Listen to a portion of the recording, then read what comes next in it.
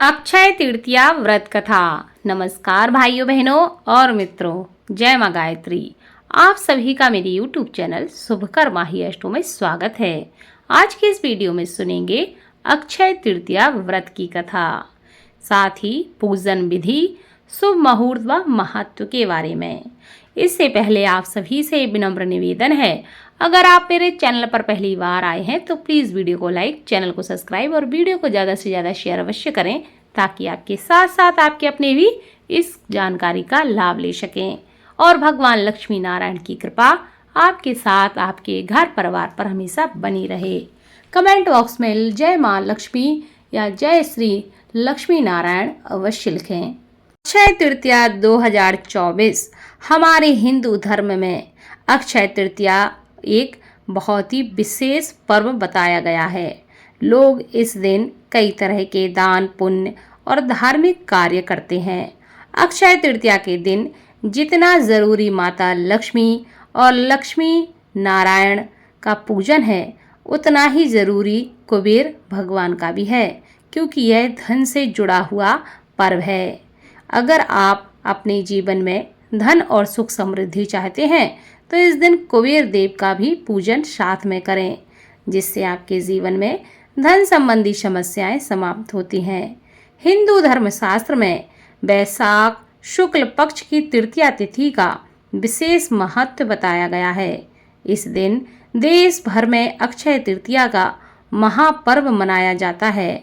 पौराणिक ग्रंथों के अनुसार इस दिन किए गए शुभ कार्य और धार्मिक कार्यों के अक्षय पुण्य फल प्राप्त होते हैं।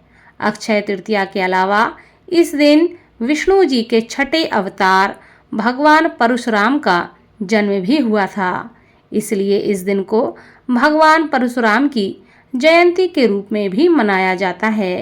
अक्षय तृतीया के शुभ दिन को लेकर यह भी मान्यता है कि इसी दिन माता गंगा स्वर्ग से धरती पर आई थीं।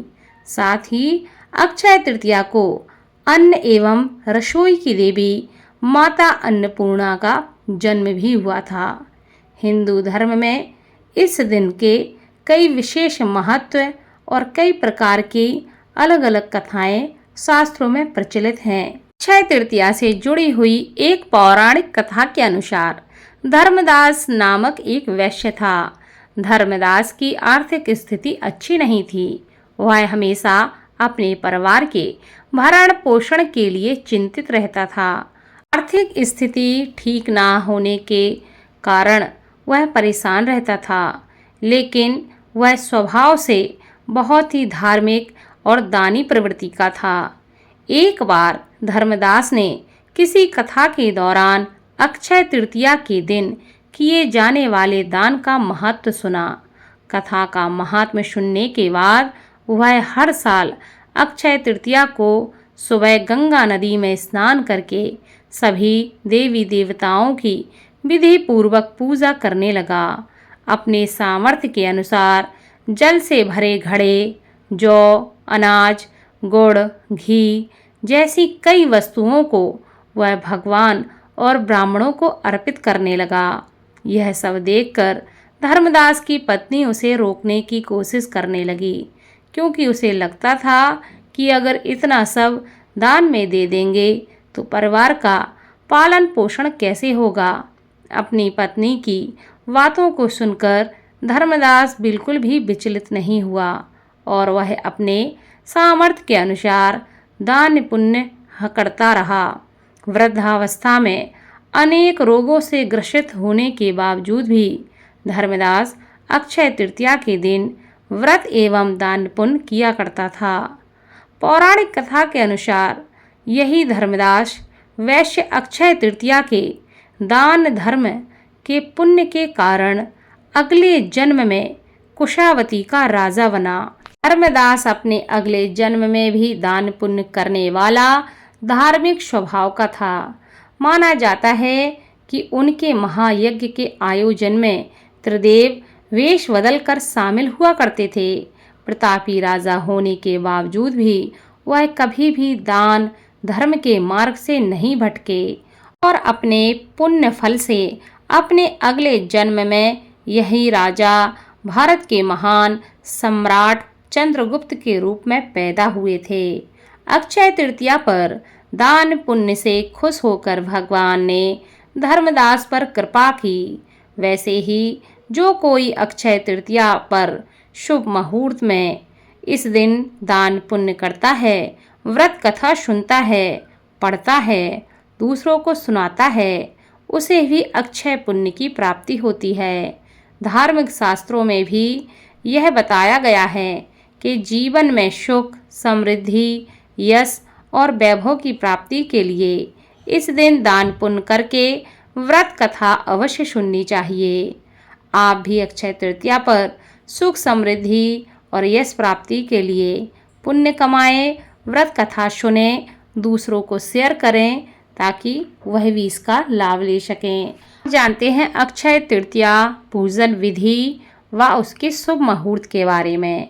अक्षय तृतीया वैशाख महीने में मनाई जाती है और इस दिन भगवान लक्ष्मी नारायण की पूजा की जाती है। हिंदू पंचांग के अनुसार अक्षय तृतीया का जो पूजन का शुभ मुहूर्त है वह 10 मई प्रातः 5:32 से प्रारंभ हो रहा है और दोपहर 12:19 तक रहेगा। इस मुहूर्त में आप सोना चांदी भी खरीद सकते हैं और पूजा पाठ भी कर सकते हैं।